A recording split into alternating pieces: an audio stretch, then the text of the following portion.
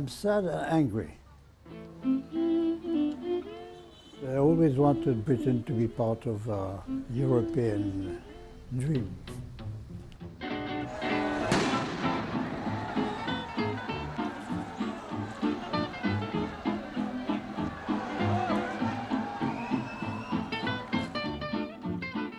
It may look like life as normal. Paris in summertime, cafes, strikes, the odd riot. But make no mistake, Brexit was an earthquake. The old Europe is changed. I was like this, no, no, no, you can't do that. We have a future together. On the side of the far right, it has come as a divine surprise. One has to react very quickly because the disease is very profound. In the run-up to the referendum, Newsnight met Georges Bertoin, one of the founding fathers of the European Union. Brexit, he believes, is a disaster.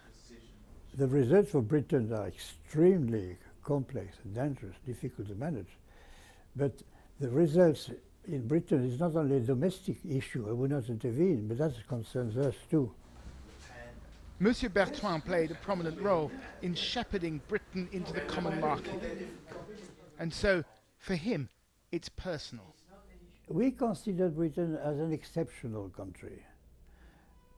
As itself, the role it played in two wars, the way the democratic life was developed, and at the same time we were absolutely aware that Europe without Britain was not Europe. The English parliamentary tradition had a very positive influence on the way the European Parliament started to evolve.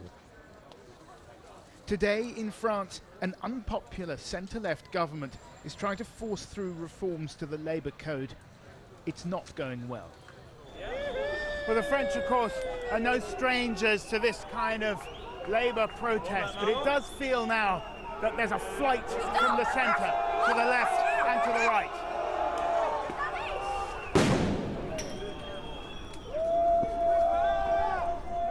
On the left, they see the EU as part of a neoliberal project, which they blame for austerity, inequality and rising unemployment.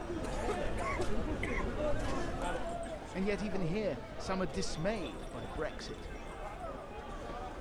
Okay, Europe as it exists is shit, but we can't, as we say in French, throw away baby with the water of the bath. Baby out with the bathwater. Yeah, we say the same in English. We can't do that.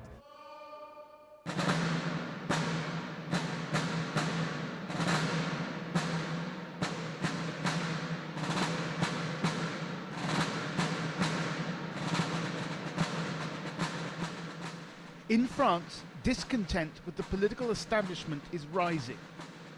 And the chief beneficiaries are not on the left, but on the right. The Front National was once a fringe movement, the preserve of aging ex-colonialists bitter about the loss of empire. No longer.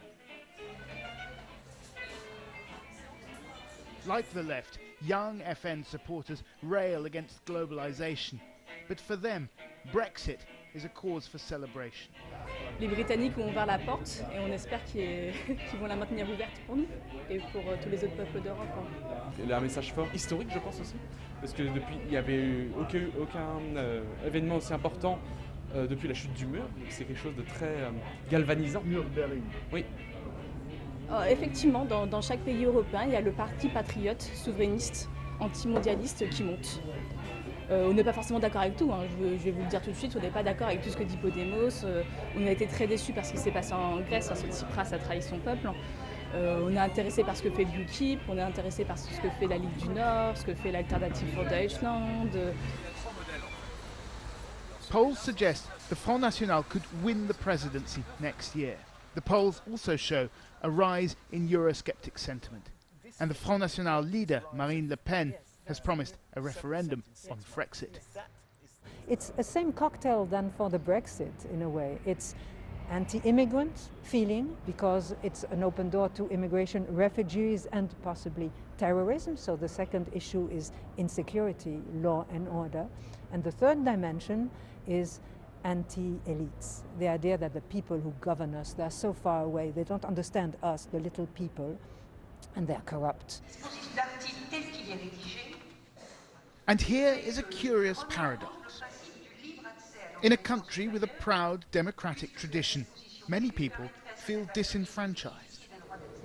Sure, they can vote for a choice of parties and politicians, but many feel the politicians are all saying the same things in a language they no longer understand. It's not just France. In corridors of power across Europe, politicians, the centrist establishment, the people who by and large have governed this continent since the end of the Second World War, are suddenly realizing that for a whole variety of different reasons, vast swathes of their electorate simply don't believe in them anymore. It's not that the centrists aren't aware of the problem, they are. They just don't seem to know what to do about it. People have a sense that they are losing the control of their nation. As a result of globalization, the arrival of huge companies from the other side of the world who are controlling now their economy, you're losing control of your economy, you're losing control of the people coming in your nation. A lot of poor whites consider they are losing money, they are paying for the newcomers. And I sense this anger all over the country here in France. I'm worried about that because governments tend to, for example, right now we are involved in legislation that has no impact on these issues, but it's like a theater. You're irrelevant. In many ways, yes.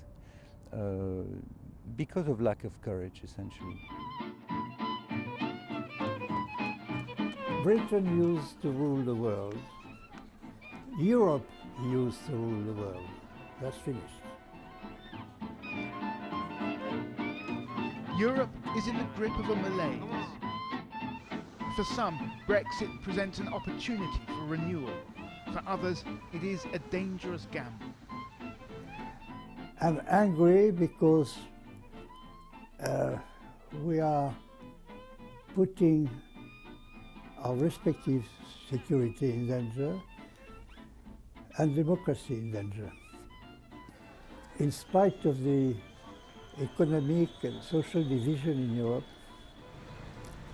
we were the most balanced part of the world, the most human part of the world, the most socially advanced of the world.